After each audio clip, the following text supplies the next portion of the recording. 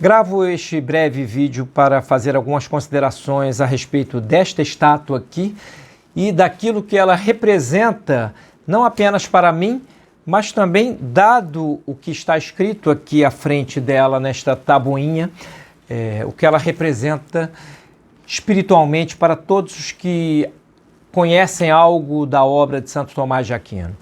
Lá se vão muitos anos em que eu encomendei a um artista aqui do Rio, uma escultora, Sônia Cotecchia, esta estátua. E, na ocasião, eu tive de ir várias vezes ao seu ateliê para ir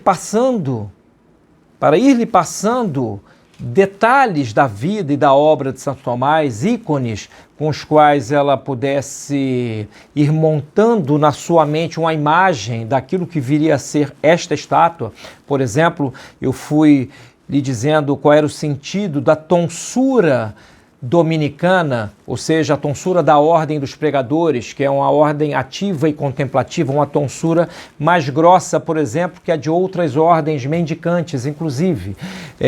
Qual era o planejamento do hábito dominicano? Eu queria um Santo Tomás que fosse contemplativo, porém, ainda que no bronze isso seja difícil de realizar, que a sua expressão não parecesse tediosa. Então o resultado está aqui, são cerca de 17 quilos de bronze, mas muito mais do que o bronze, que é apenas a causa material desta obra de arte aqui. O importante é que realmente este Santo Tomás ficou como eu gostaria que ele ficasse. Ele é para mim um objeto de devoção pessoal, além de ser uma obra de arte. Eu pedi a escultora que jogasse fora o molde, portanto esta é uma peça única.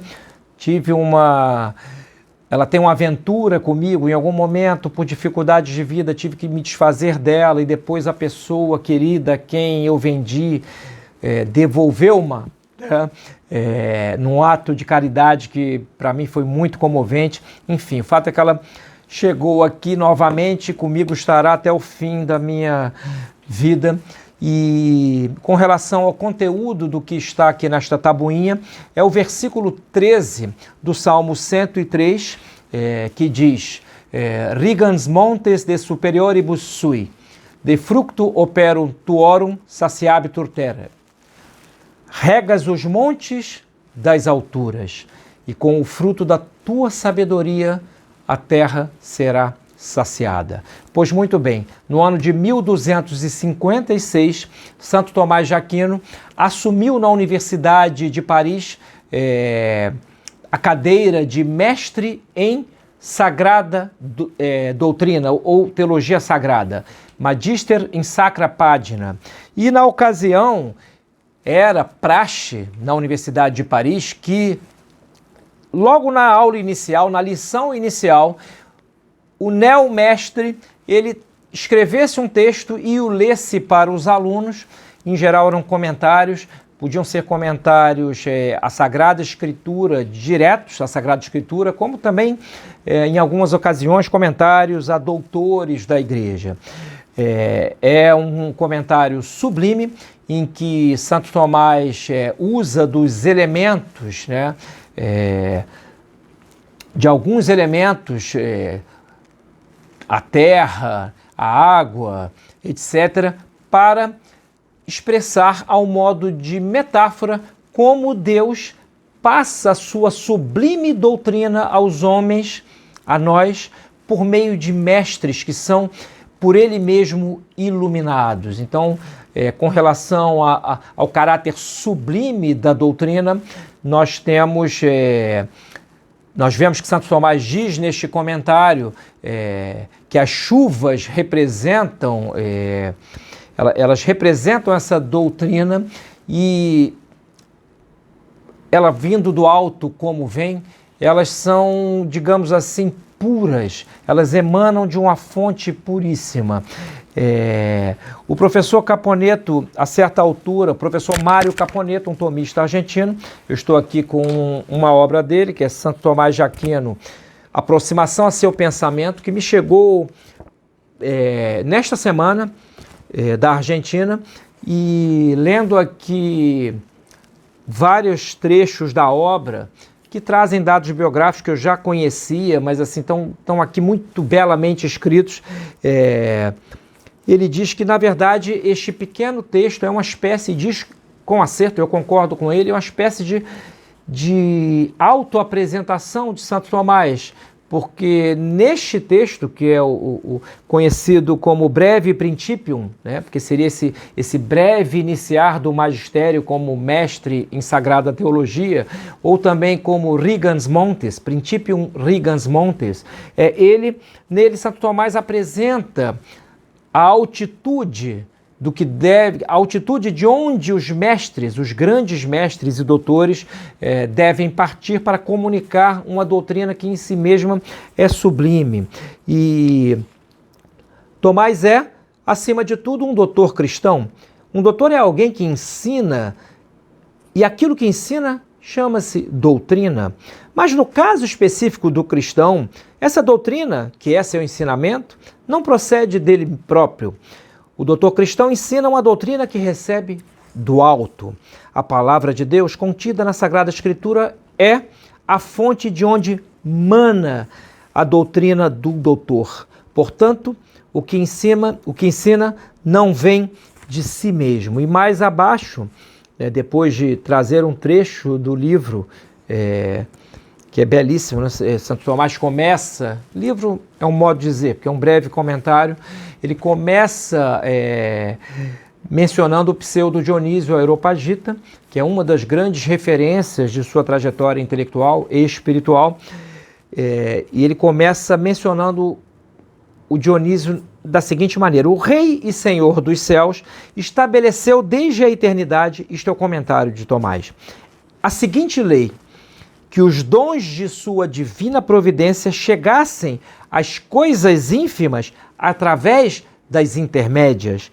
Por isso, Dionísio, no capítulo 5º da Hierarquia Eclesiástica, que é uma obra importante, diz: há uma sacratíssima lei da divindade, que essas coisas intermédias sejam levadas pelas primeiras.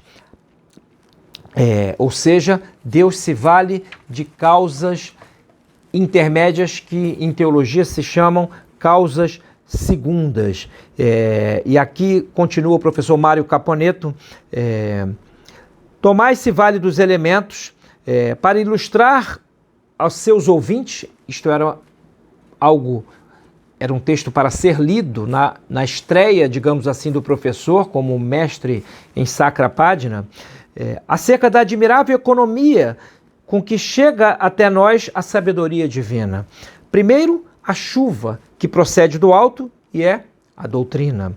Segundo, os montes regados pela chuva, isto é, os doutores que recebem a doutrina do alto de Deus e, ao modo de rio, a fazem descer até a terra. Em terceiro, a terra mesma, os ouvintes que recebem a água da doutrina.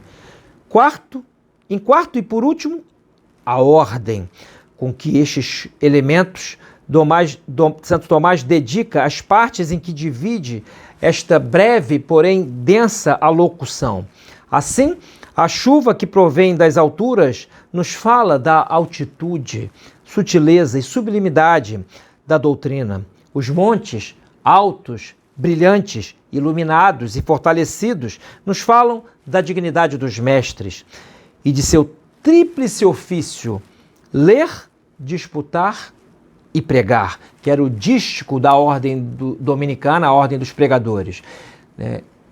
O noviço, desde o início da sua trajetória, ele era formado para ler a Sagrada Escritura, disputar no sentido de resolver dialeticamente as dúvidas que da leitura do texto surgissem e, por fim, pregar, ou seja, semear esta divina sabedoria que está na Escritura. Então é um dístico da própria ordem, a que faz menção aqui o professor Mário Caponeto.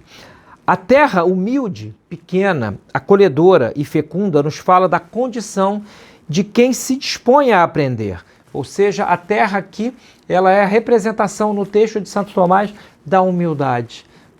A humildade que o discípulo, ou diríamos hoje, o aluno, precisa ter para verdadeiramente aprender. Sem humildade não há sabedoria. E não apenas não há sabedoria divina, mas mesmo a sabedoria meramente humana não adentra uma alma que é soberba.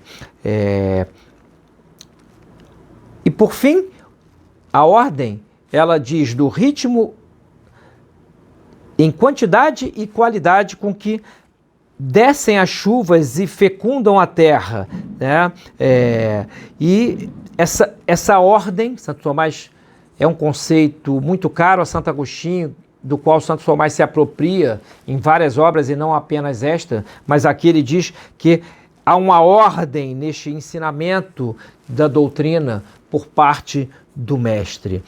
E o Caponeto diz o seguinte: pois bem, Tomás é não apenas um desses montes que, regados desde o alto, transmitem aos homens as chuvas do Senhor. É o mais alto, brilhante, iluminado e forte desses montes que, imune aos passos, ao decorrer dos séculos, segue derramando sobre nós as águas da sabedoria que não conhece o caso. É óbvio que o professor Caponeto refere-se aos mestres humanos, porque o mestre por antonomasia é o próprio Cristo. Mas este breve comentário, eu até procurei na internet uma tradução que eu me lembro de ter lido para o português do professor Jean Lawand, outras que há por aí não me satisfizeram, então eu decidi não fazer a leitura do comentário inteiro de Santo Tomás, mas os interessados podem procurar o texto, não é tão difícil de ser encontrado. Seu demônio que fez cair aqui isto. Mas fica aqui o vídeo para quem acompanha o nosso canal. Esta estátua aqui é para mim objeto de devoção. A devoção que eu tenho por Santo Tomás, que é imaterial, às vezes se materializa quando eu contemplo esta obra de arte que, como eu disse, se Deus quiser me acompanhará até o dia da minha morte. E a vocês que acompanham o meu trabalho de formiguinha na difusão, neste trabalho de difusão da obra de Santo Tomás no Brasil, fica o conselho de grandes mestres muito maiores do que eu. Ide a Tomás. Não se perde nada com isto. Que Deus nos abençoe e até o próximo vídeo do nosso canal.